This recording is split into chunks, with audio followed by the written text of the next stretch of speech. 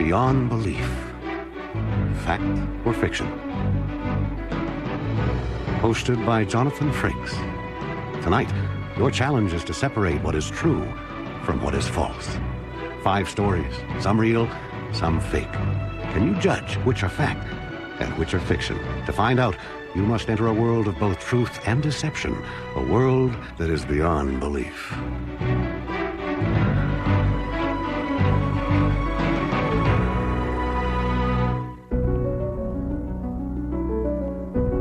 We've all seen paintings that seem to follow us as we move around the room. But what do you make of a painting that changes as we move around it? This is a picture of a cityscape. Look at it straight on. You see the fronts of the building, but move around it, and the sides of the building come into view. How is this possible? The ingenious artist painted this picture on a canvas with ridges, so as you move, your perspective constantly changes. So be aware that while you may view our stories tonight in one way, much like this picture, your perspective may suddenly change. Sound confusing? Don't worry. You'll get the picture.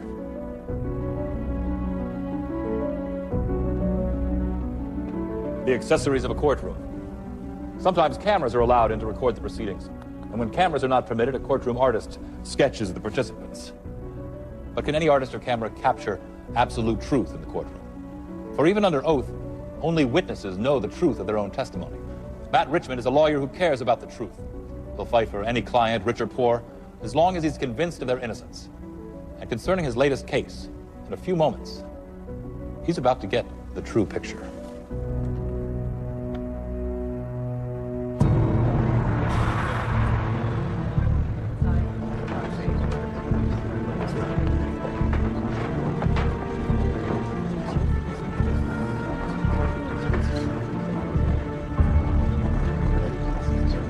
Three months ago, I was hired by Lloyd Corbeil as his defense attorney in a capital murder case. Corbeil was accused of brutally stabbing his young wife, Corinne, to death.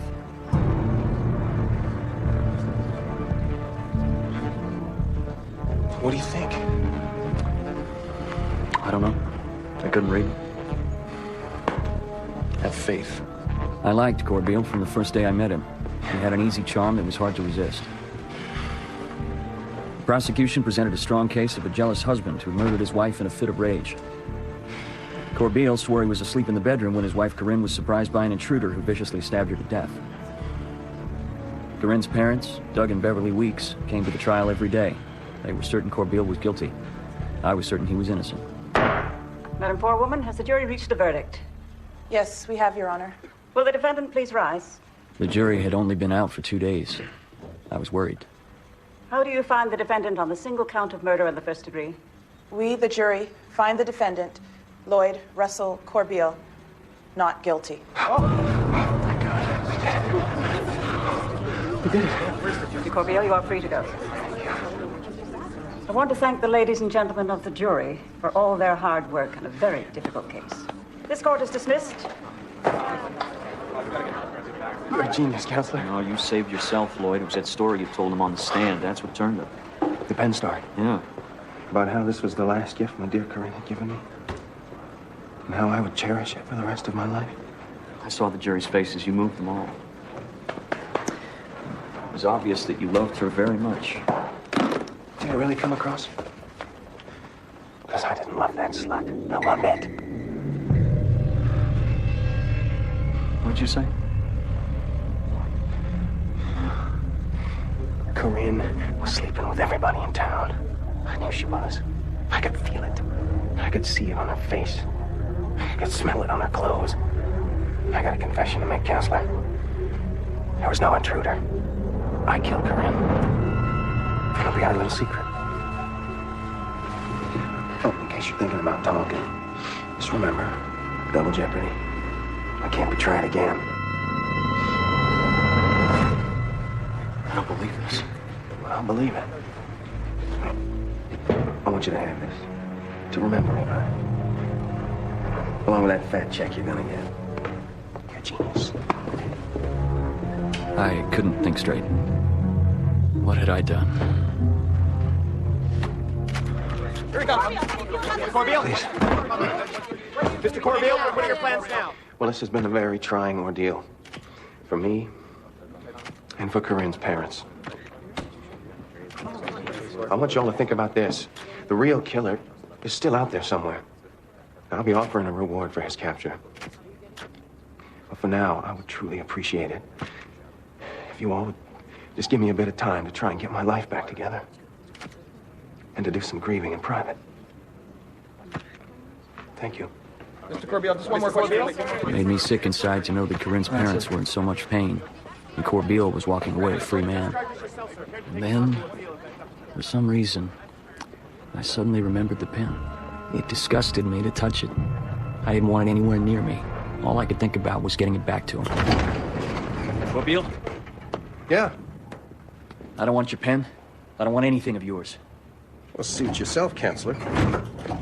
You just passed up a $1,500 pen. Yeah, well, you keep it. You're gonna need it to get the devil's autograph.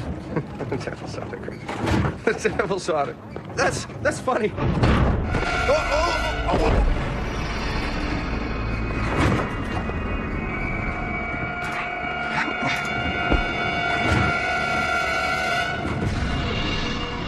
It was the strangest thing I'd ever seen.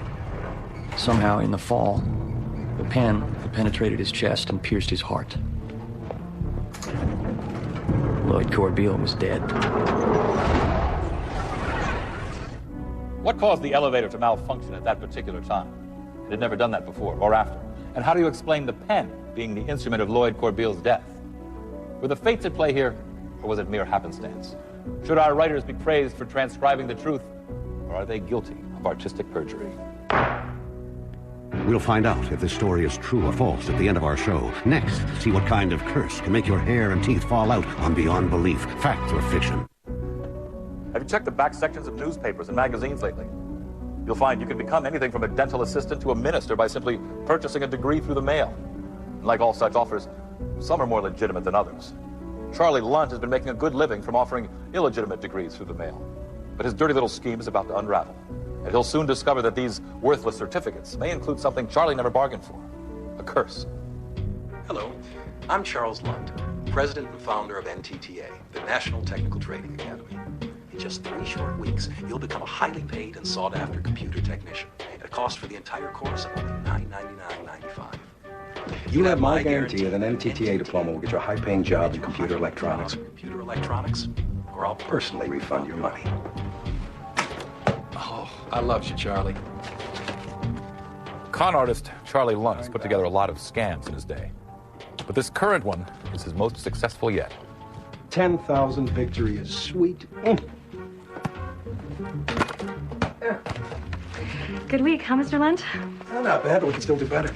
Send out that new batch of diplomas? They went out this morning. Good girl. Oh, you got some more letters. They're all from people demanding their money back. They say they couldn't find any work. Really? That's too bad. But you can't always bet 1,000, Janine.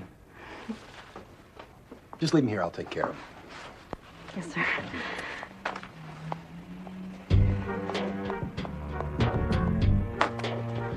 Don't hold your breaths.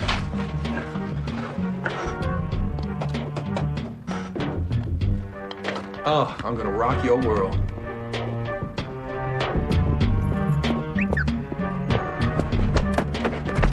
I've been waiting for you, Mr. Lunt. Who are you? I am one of your students. How'd you find me? I mean, what's the problem? Didn't you get your diploma? I received my diploma, but I never found a job like you promised. I looked for 6 months, but no one would hire me. I wrote you for a refund, but you never answered. I have a family, and I have no money. I want my refund, Mr. Lunt. Look, I never promised how long it'd take to get a job, so technically I don't owe you anything, and it'll hold up in court. You are a fake upfront, and I want my money. Get your hands off me. Hey, security! I want my refund. I don't owe you anything. Get your hands off me. I want my refund. I want him arrested for trespassing and assault. You're the sorry. Mr. Lunt, you! Yeah. Hey, thanks for the buck, creep.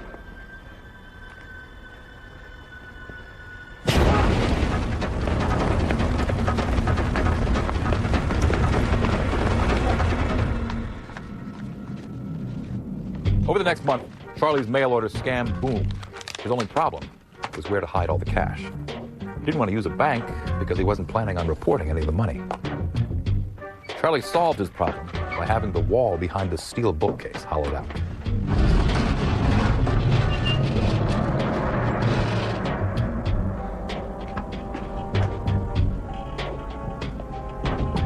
Charlie loved having his money right behind him, so he could count it whenever he wanted to. But then something strange began to happen. Well, you've got 10 more checks and 15 more letters asking for refunds. Oh my God, Mr. Lunt, what's wrong? You don't look so good. I'm feeling awful lately. Can't keep anything down. Nauseous all the time. Barely get out of bed this morning. Well, maybe you should see a doctor. I've already been to a doctor. Said he couldn't find anything wrong. It's probably just the flu.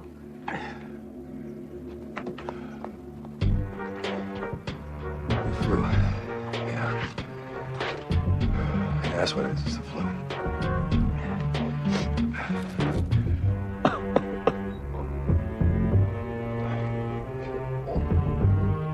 It was frightening to hear the doctors had no answers, especially for a man who was so vain about his appearance.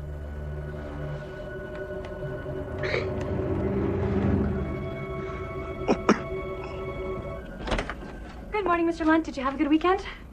Got the morning mail. There's a bunch of checks. That should cheer you up. Are you feeling better? Wow, that's a lot of money.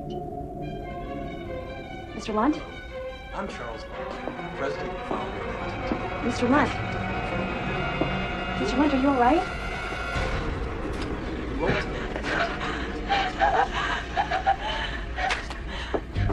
When Charlie Lunt hollowed out the wall behind him, he didn't know that he was removing the lead shield that protected his office from the radiology X-ray lab located next door. The green glow of his money was enhanced by repeated doses of radiation.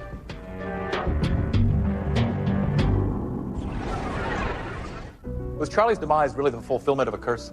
Or was it only the result of the radiation coming through the wall next door? And what made him choose to hide his money in the hollow wall? He had been in that office for years, yet never chose to do that until after the curse. Is this story of the man who peddled phony diplomas a lie? Or does it contain a degree of truth? We'll find out if this story is true or false at the end of our show. Next, a mysterious publication changes the life of a teenage boy on Beyond Belief, Fact or Fiction. The corner newsstand, even with all the information that's available on the internet, TV, and radio these days, still a special place. There's color, sounds of the city, other things to excite your senses. I read this one for the articles. The fact is, you can find a variety of things at a stand like this, but young Vinnie Rose is about to find something he needs more than anything in the world: a mentor.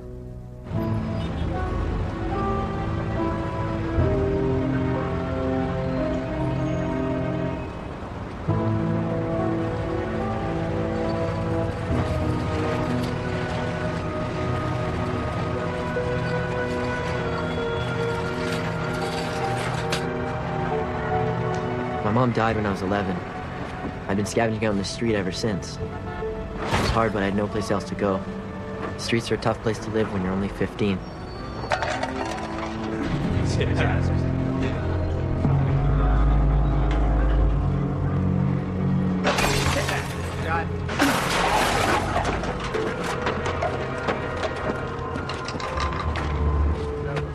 I was born into a rough life.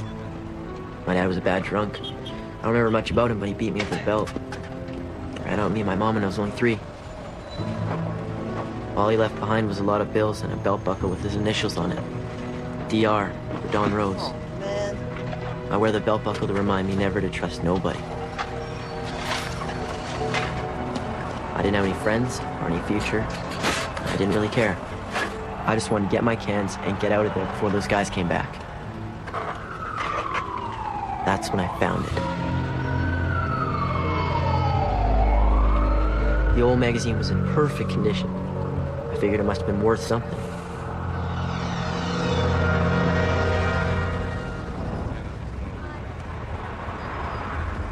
Thanks. Hey, mister. Hey, mister. What do you want? How much you give me for this?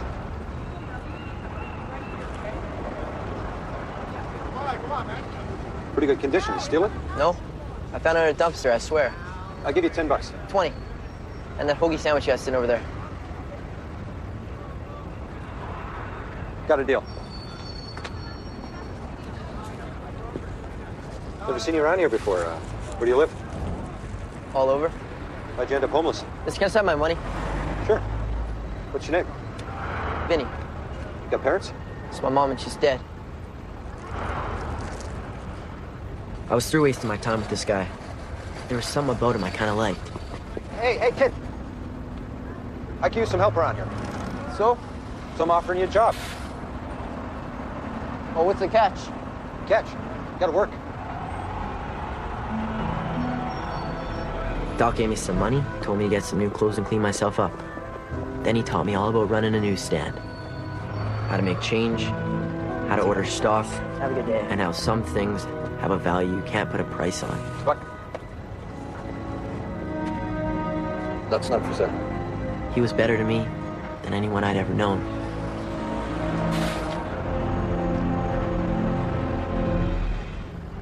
After a while, I got so good at what I was doing, Doc actually left me in charge. He'd take off for a couple hours every few days. Said he had some business he had to take care of. He never told me what it was.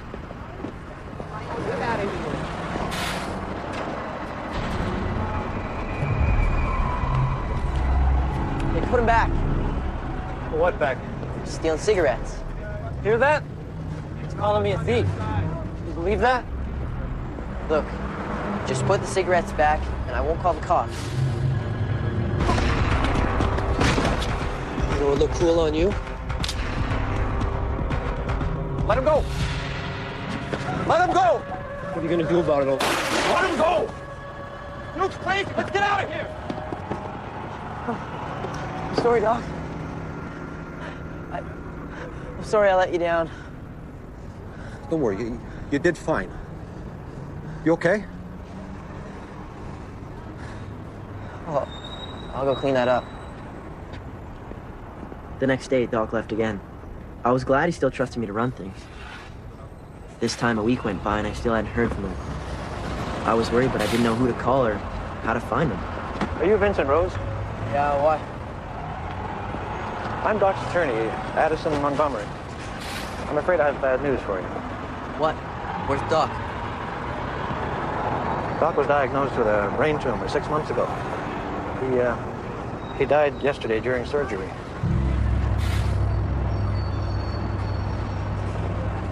He asked me to give you this, in case you didn't make it. He was a good man.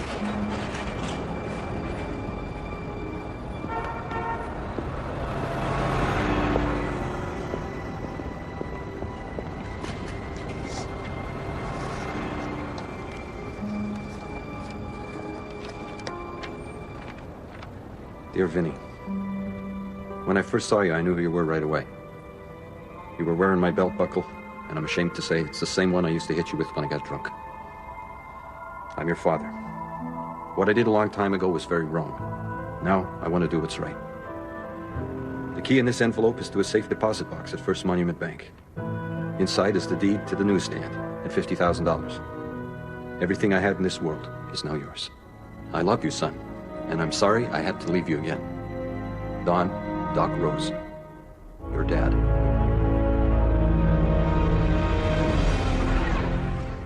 Remember this magazine?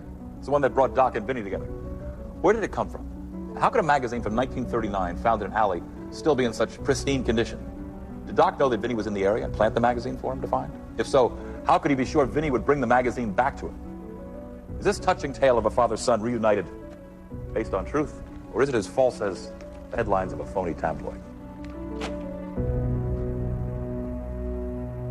We'll find out if this story is true or false at the end of our show. Next, a killer is on the loose in a graveyard on Beyond Belief, Fact or Fiction. Have you ever walked through a graveyard? It could be a strange and foreboding place, especially when the sky is overcast and the wind swirls around the grave sites. Michelle Lambert and Stacy Gilmore are at the cemetery this day to work on a school project, and the chill in the air they're about to feel is due to more than the sudden change in the weather.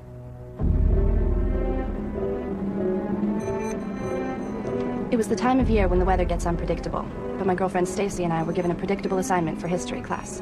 We had to trace the family trees of our prominent local citizens. This meant long, cold days spent at the local cemetery. I'm ready for a break. Do you mind? I told you to eat more at lunch. Well, I wasn't expecting to be here all day. Is there such a thing as cemetery-itis?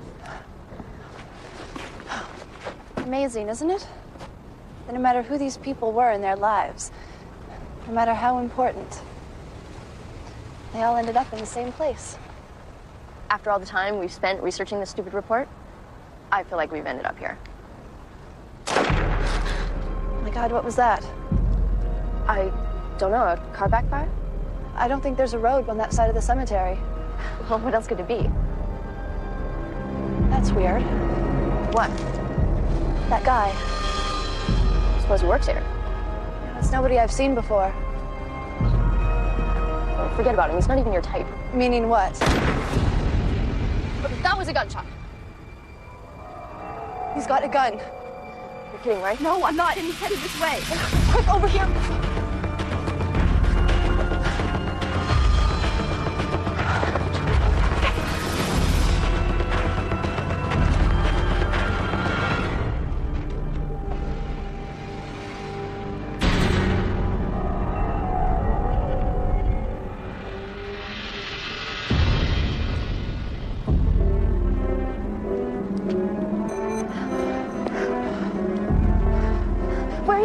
See what he was shooting at behind those trees. Did you hear something? No, come on now.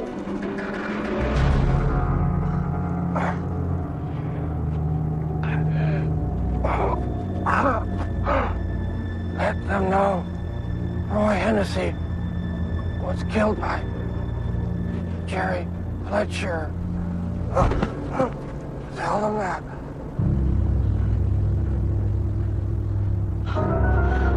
We gotta get to the car. I left my cell phone there. Come on, we've got to call the police.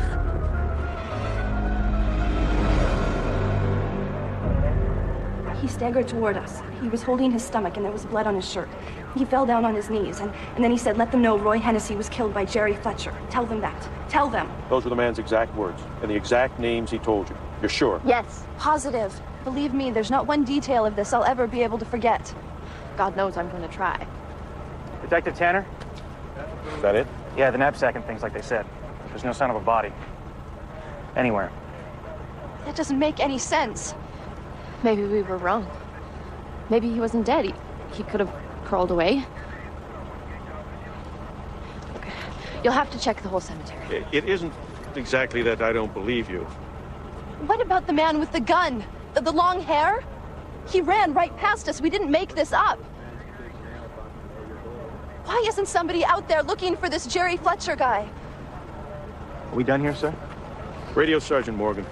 He's making a transfer from downtown to the county lockup. I want him to swing by here. Yes, sir.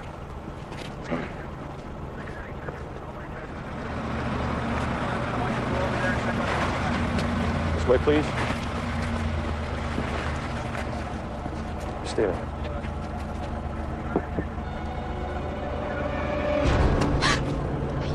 Yes, that's the man we saw. That's the one. Absolutely no question. That is amazing. You've already got him in custody. You guys are so fast. It's Fletcher, right? What is it? I'm afraid there's a couple problems with your story. It's not a story. It's what happened. First, the man you said who died, Roy Hennessy, was shot and killed in the cemetery. So what's the problem? It was 2 years ago. Well, then Fletcher shot somebody here 2 hours ago. That is Fletcher, right? The man in the patrol car is, in fact, Jerry Fletcher. He was picked up after he botched an armed robbery. But you couldn't have seen him here. He's been held in police custody for 72 hours. So, I don't know what to tell you, ladies. Well, then who shot Roy Hennessy? The case has never been solved. You did it. We know you did it. Tell them. Tell them. Michelle. Michelle, come on. We did what we could do. Let's just forget about it.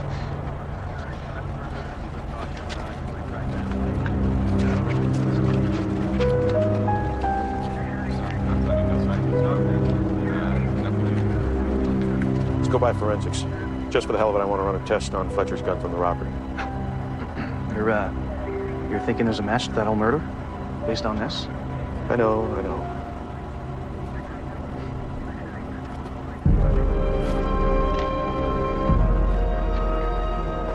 The results of the test on Jerry Fletcher's handgun showed it was the same weapon that had been used in the shooting of Roy Hennessy. When he was told about the evidence, Jerry Fletcher confessed to the murder that he had committed 2 years before. What did Michelle and Stacy really see? Did they witness the original murder in some unexplainable time warp? Or perhaps some locals who knew the story were playing a prank on the two girls. But then how do you explain the identity of the man in the police car? Is this bizarre story of the cemetery based on fact? Or have our writers toiled too long on the graveyard shift? We'll find out if this story is true or false at the end of our show. Next, a helpless old woman encounters two strange drifters on Beyond Belief, fact or fiction. The romance of the trail. The notion of the grizzled cowboys riding into the sunset. It's always meant heroic freedom to most Americans. But not everyone in the Old West lived an adventurous life. A good many of them, like Zerelda Hart, struggled to get by, barely making ends meet. She lives alone in her tiny cabin, sometimes not seeing another soul for weeks at a time, until one fateful night. The year was 1870, and Zerelda Hart had been living alone ever since the passing of her husband, Cleveland. Zerelda's cabin was located in the remote hills of northern Missouri. It had been a hard and lonely life for Zerelda, but she remained a charitable and decent person. Zerelda's nearest neighbors were over 40 miles away. She seldom had visitors, especially on a cold, rainy night.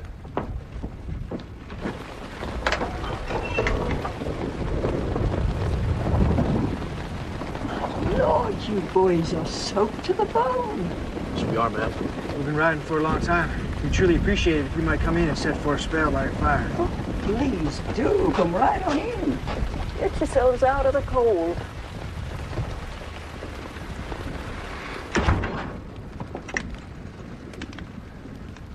You all alone here, ma'am? Yes, I am. My husband, Cleveland, took sick and died 2 years ago. Don't you have no kids to help you out? No, we never had children. It was just Cleveland and myself. Oh, that's too bad. It's tough being a woman all alone. Especially way out here in the middle of nowhere. My name's Zerelda. Zerelda Hart. It's a pleasure to make your acquaintance, ma'am.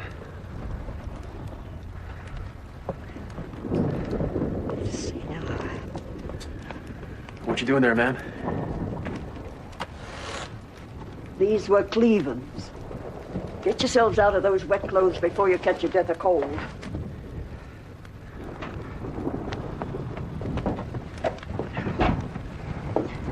They might not fit you very well, but at least they're dry. Thank you kindly. You can keep them. I have no use for them anymore. I bet you're hungry. Well, you've been kind enough, ma'am. We don't want you to go to any more trouble. I sure could stand to eat something, though. I got some soup on the stove. You sure are nice. She kind of reminds me of Ma. Your brothers? No, ma'am. He means his mom. Oh. Zerelda couldn't quite figure out the two strangers. She wondered who they were and why they seemed so secretive. And where are you boys headed? Home. You've been away for a spell? A spell? How about you? How long have you lived in this place? 20 years. Ever since Cleveland built it. We've had a lot of happy days here. My memories are all good.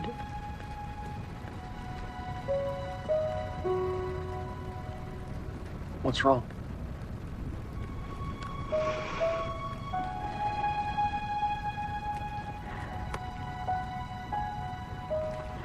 We never had much money. But after Cleveland passed, things got really bad. And I had to borrow $900 from the Davis Savings Bank in Gallatin just to get by.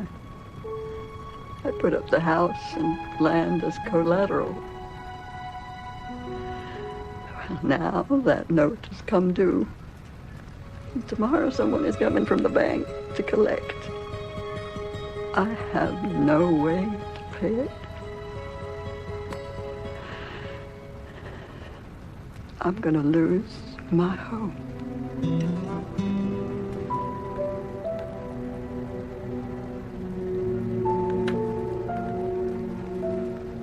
Where will you go? I don't know. didn't mean to burden you with this. There's nothing anybody can do. Why don't you get some sleep? And I'll get up and fix you breakfast in the morning.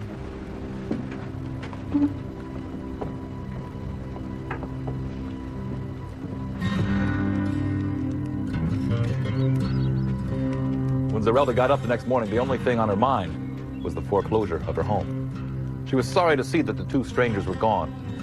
She'd never even found out who they were. And then she saw it. Left on her table were 9 $100 bills, along with a note. Dear Miss Zerelda, we thank you for your kindness to us. We thought you could use this. Make sure you ask the banker for a receipt.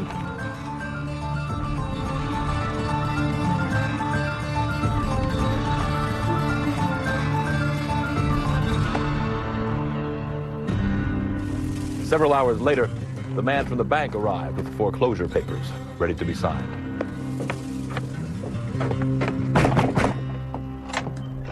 Mrs. Zerelda Hart, J.T. Burnham from the Davis Savings Bank. I've been expecting you.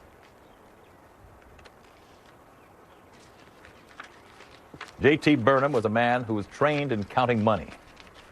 There was no doubt that he was holding $900 in his hand. Burnham couldn't understand how Zerelda Hart could pay the entire amount that she owed the bank. He found it equally odd that it was all in $100 bills. But the thing that really surprised him was when she insisted on a receipt. He reluctantly gave her one, but was puzzled as to why she made such a point of it.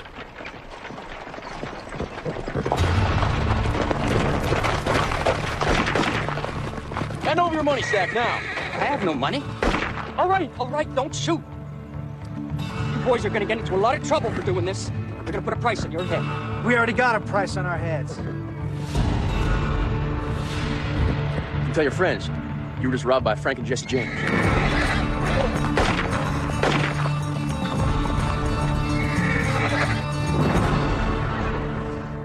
Did Jesse and Frank James really play the part of Robin Hood for Zerelda Hart?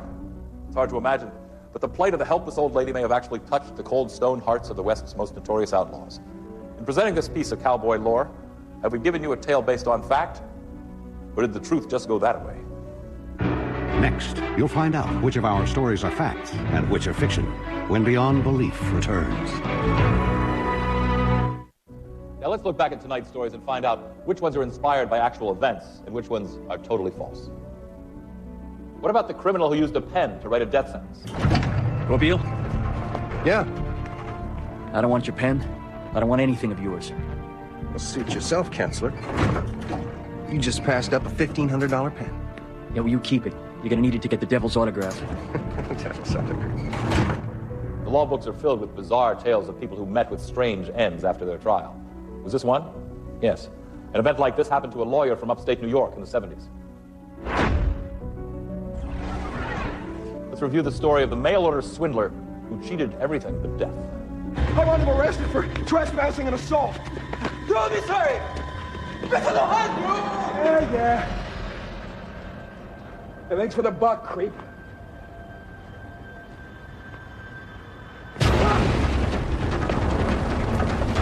Is it possible this story is true? Yes, it is. A similar story occurred outside New York City in the late 80s.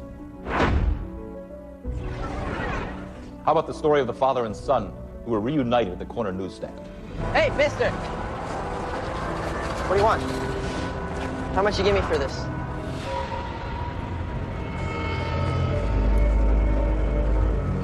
Pretty good condition. You steal it? No. I found it in a dumpster, I swear.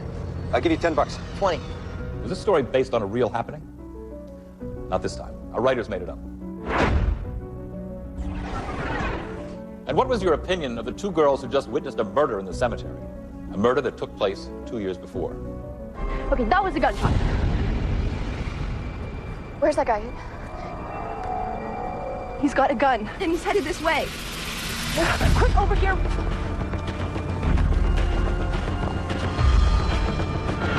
Was this story inspired by an actual event? Yes. Our research found a published report of a similar story. Let's review the story of the good deed performed by Frank and Jesse James.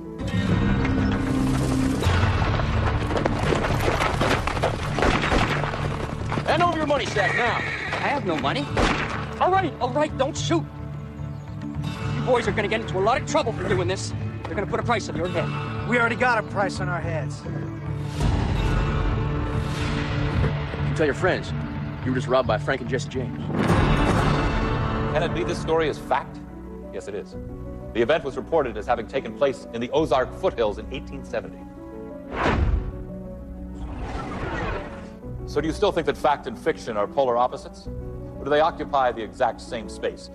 And trying to find one without encountering the other is a challenge that is truly beyond belief. I'm Jonathan Frakes. The stories entitled Devil's Autograph and Mail Order Degree are true, based upon first-hand research conducted by author Robert Trelans. This is Campbell Lane.